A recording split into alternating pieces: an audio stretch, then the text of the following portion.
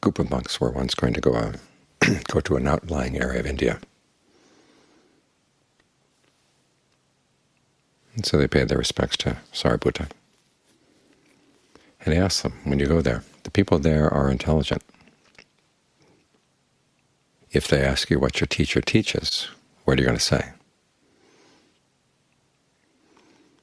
Now remember that Sariputta himself once asked that question of Assaji, and he got that famous teaching, all things that arise from a cause, their cause and their cessation. That's the teaching of the Tathagata, the great contemplative. And that was enough for him to gain the Dharma eye.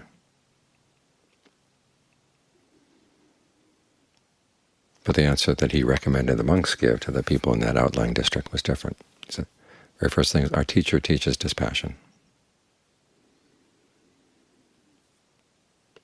Now, a lot of people would stop right there, because dispassion sounds kind of negative. It sounds like disillusionment, resignation. You looked around and see that things of the world don't come up to your expectations for them, and you just kind of give up having expectations. But that's not what dispassion means.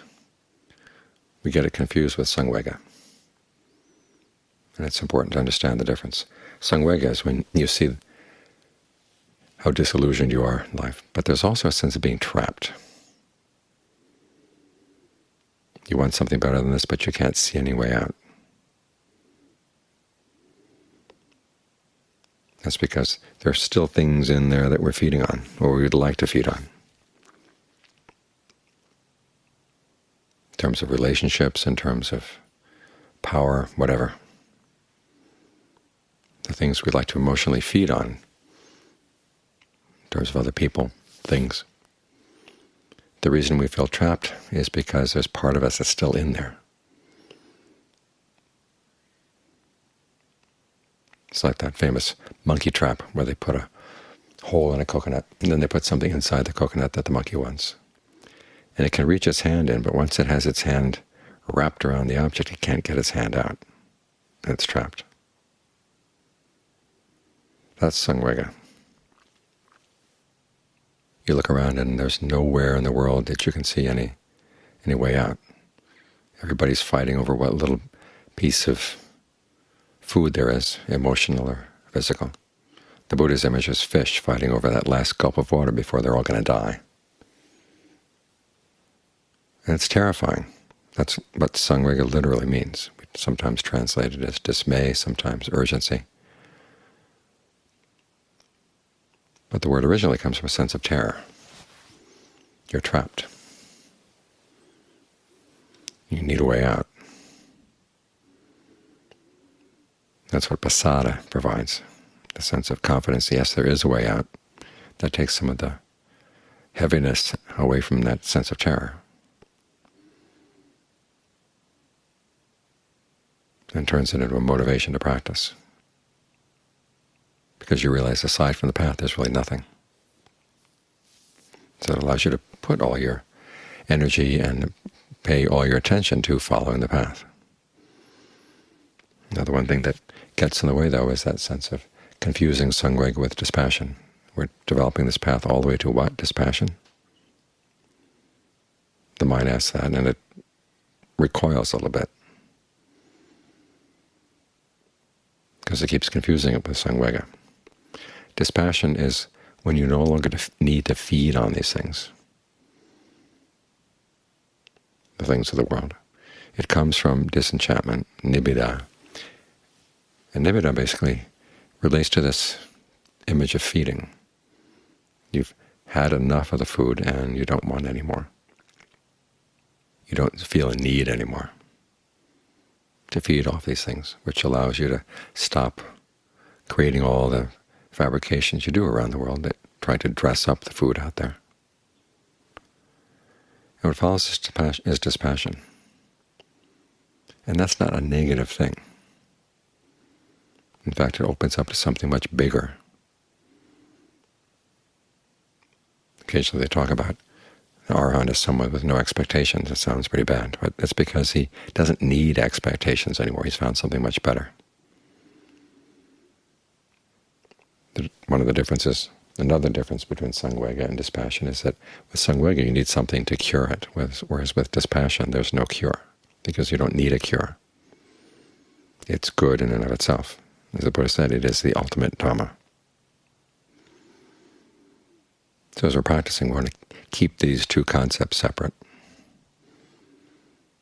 and work on that problem, that there's still something in that coconut that we want to hold on to. And you have to ask yourself what it is, why you're holding on. The whole irony about that monkey trap, and it really works,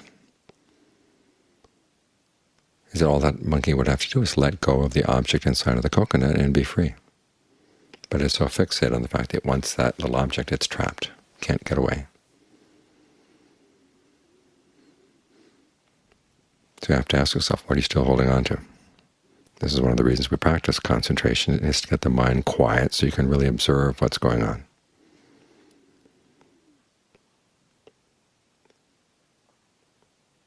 And see that when the mind moves to something, why is it moving there? We practice concentration together with the restraint of the senses. All based on that principle that the Buddha taught to Rahula, very first thing, the principle of truthfulness. Why are you going for something? What's the allure? You have to learn how to be frank with yourself about that, so you know exactly where you have to chip away. What is it about that little fruit that's inside the coconut shell that you're holding on to, where you feel that you can't let it go?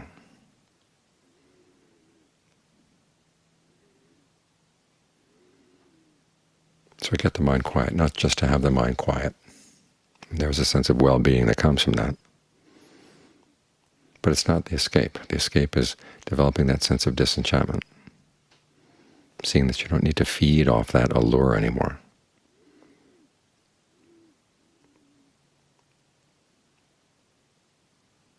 Partly because you can see that you got something better, and partly because you see there's really not much there.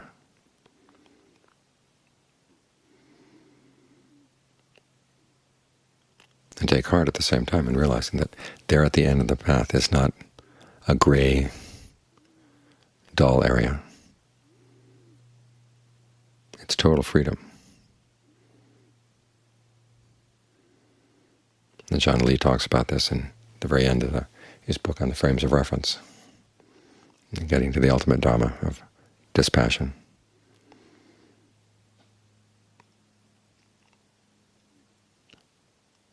We see the clear line between what's fabricated and what's unfabricated, and the mind goes beyond everything into total freedom.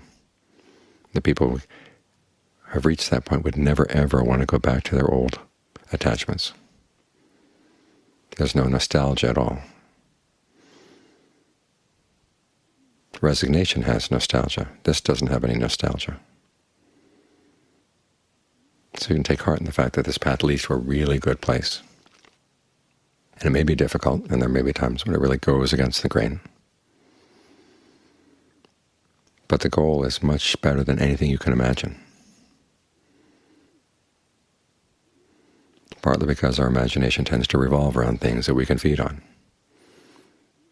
If you can't feed on this relationship, how about feeding on that power? How about feeding on that status? Or how about feeding on praise from other people? The mind tends to go just around different sources of food, and its imagination gets confined to those things.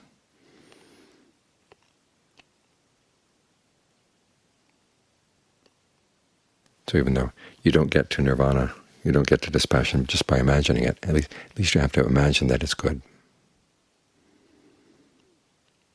and that it is better than you can imagine. And that can provide a lot of the motivation for sticking with the path and really committing yourself to it.